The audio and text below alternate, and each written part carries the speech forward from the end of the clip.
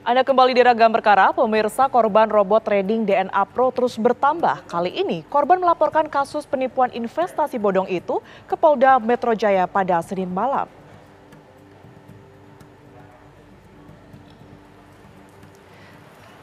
Ya, setelah robot trading Fahrenheit berhasil diungkap kepolisian, kali ini korban robot trading bodong dengan platform DNA Pro melapor ke Polda Metro Jaya. Para korban melaporkan investasi bodong DNA Pro atas dugaan penipuan, tindak pidana pencucian uang TPPU. Mewakili 300 orang korban dari robot trading DNA Pro telah mengalami kerugian hingga 60 miliar setelah berinvestasi. Diperkirakan korban lebih dari 300 orang dengan mencapai kerugian hingga triliunan rupiah.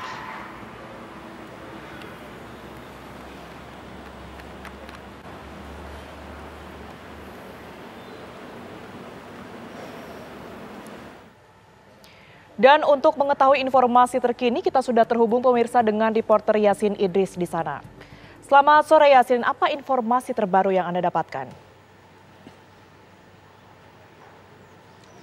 Baik, berdasarkan keterangan yang kami dapatkan bahwa dari total perwakilan 300 yang melaporkan semalam investasi bodong ini melalui platform DNA Pro ini diperkirakan masih banyak korban-korban lainnya yang jika ditotal ini untuk semua nilai penipuan ini bisa mencapai triliunan. Nah, sampai dengan saat ini belum ada tindak lanjut dari kepolisian, masih dalam proses penjadwalan kapan para saksi ini nantinya akan diperiksa.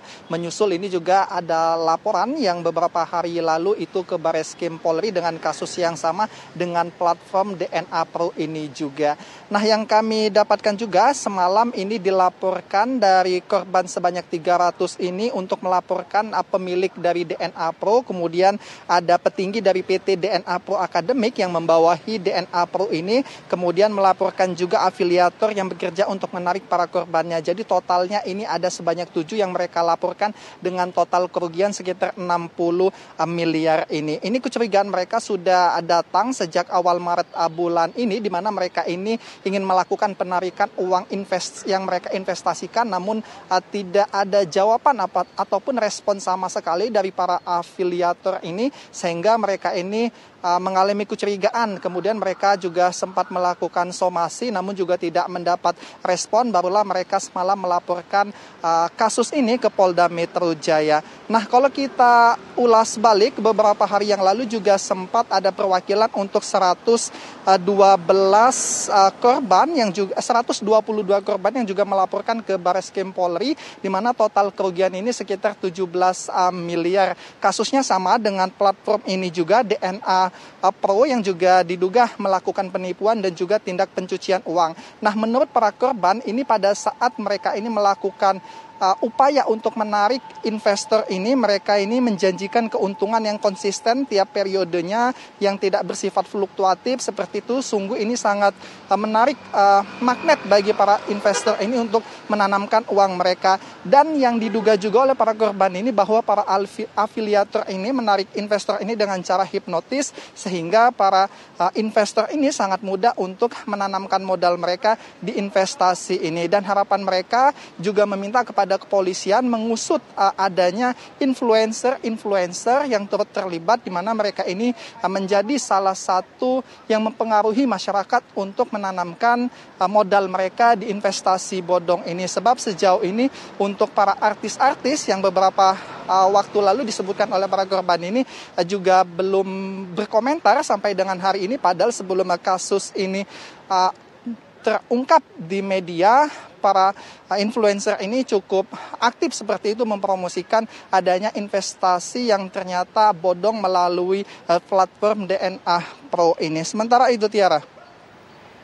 Ya sih, tadi ada mengatakan memang ada sejumlah artis ataupun juga influencer begitu ya yang terlibat. Siapa saja boleh disebutkan, dan kemudian ada keterangan dari Polda Metro Jaya mungkin kapan setidaknya mereka ini juga dimintai keterangan selain korban-korban yang sudah terdata.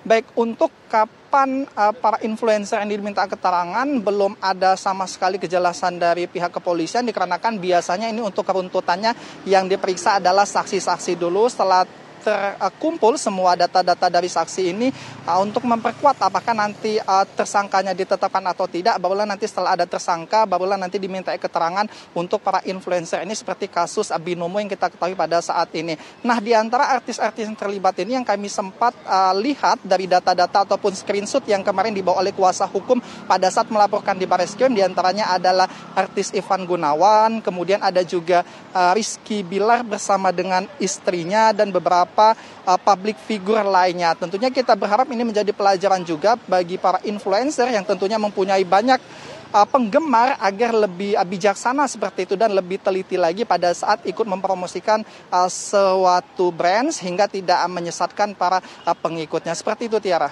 Yasin, kalau memang belum diketahui kemudian ini kapan akan ada pemeriksaan lanjutan, lantas apa agenda kepolisian berkaitan dengan kasus ini setelah ini? Baik, untuk saksi dari 122 orang yang dilaporkan ke Barreskrim Polri, ini rencananya saksi akan dimintai keterangan mulai Kamis lusa mendatang selama 2 hari. Kemungkinan ini kalau secara berturut-turut maka antara Kamis dan juga Jumat. Sementara untuk laporan yang semalam baru masuk di Polda Metro Jaya, ini belum diketahui kapan saksi ini akan diperiksa. Biasanya kalau kita berkaca pada kasus-kasus sebelumnya, ini kurang lebih butuh waktu. Kalau misalnya kasus yang di-running seperti kasus yang saat ini lagi memang terungkap di media dan menjadi pembicaraan, ini biasanya sangat cepat. Mungkin butuh waktu sekitar 3 sampai dengan 4 hari mendatang sudah ada panggilan untuk para saksi-saksi ini, Tiara. Baik, terima kasih Yasin Idris melaporkan langsung dari Polda Metro Jaya. Selamat bertugas kembali.